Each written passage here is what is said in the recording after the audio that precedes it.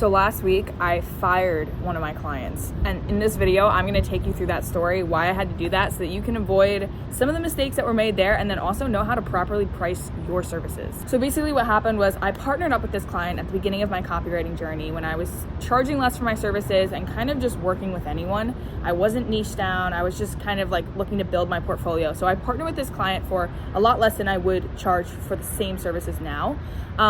But basically I'd sent her a scope and she wasn't able to afford the whole thing because her business offer was a consulting offer and she had done it once or twice, but it was pretty much a new offer.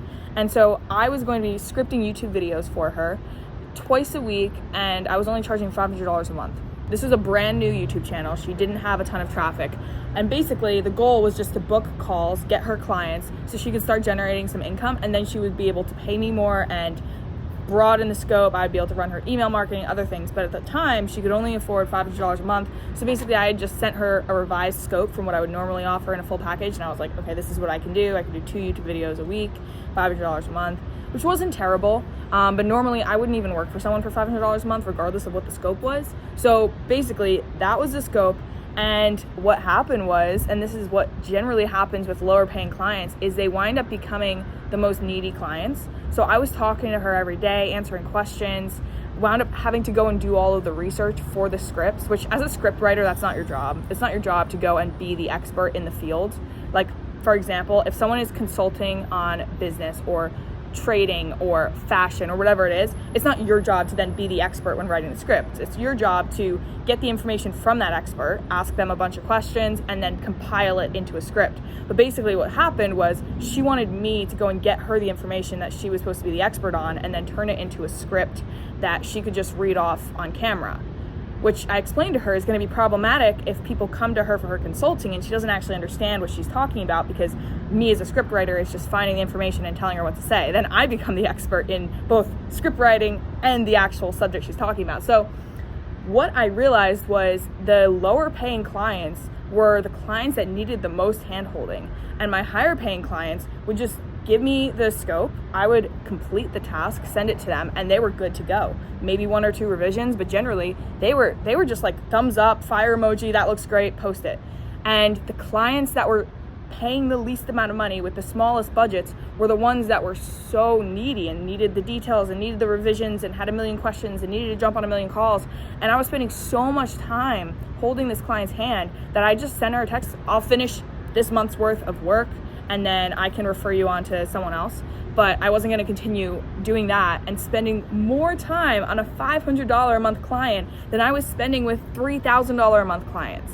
When you charge your worth, you're working with clients that have a larger amount of income, which is always better, because rich people problems, like Alex Ramosi says, they're so much more fun to solve because you're getting paid to solve them. And then also, they just have less problems because they understand that workflow. They probably have worked with copywriters in the past. So as opposed to just working with anyone as a new copywriter and, working for a lot less money than you're worth just because you're desperate for a client, keep the standards high. If you have to work with a low paying client for 1 month to build your portfolio, that's one thing, but be prepared to fire them as you increase your standards and your pricing and your time becomes more and more valuable.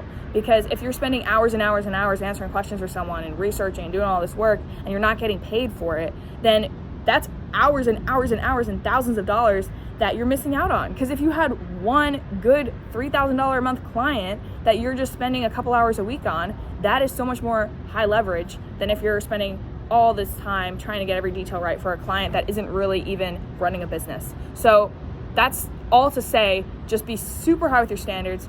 Only work with people that fit your niche, fit your budget, fit the requirements that you have. Whether it's for me, I only work with clients that are making $20,000 a month or more. That's the bare minimum. So I don't work with brand new startups anymore because it just doesn't make sense for my brand and for the work that I deliver. Especially if you're trying to work out a rev share kind of deal, don't work out a rev share with someone that's never brought in revenue with this new business model or this new offer.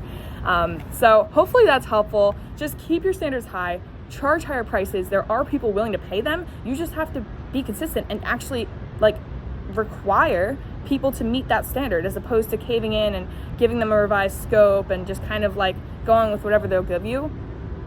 do not compromise on the amount of money that you're willing to charge, and you'll find better clients. It might take longer, but it's worth it in the long run, and you won't have to fire clients like that. But if you do have a client that's giving you problems, sometimes you can't foresee that, be prepared to fire them. Be prepared to get rid of them. Tell them, hey, I can refer you to someone else. I can give you, I can give you a recommendation of someone to work with, but I'm not going to be doing this anymore. It was great working with you, and then just move them on. So hopefully that's helpful. If you guys want more tips and just like strategy to get your first client, book a call below. I'm happy to jump on a call, strategize with you, and see if I can't help you start to build out your copywriting business. But hopefully that's helpful, and I'll talk to you guys soon.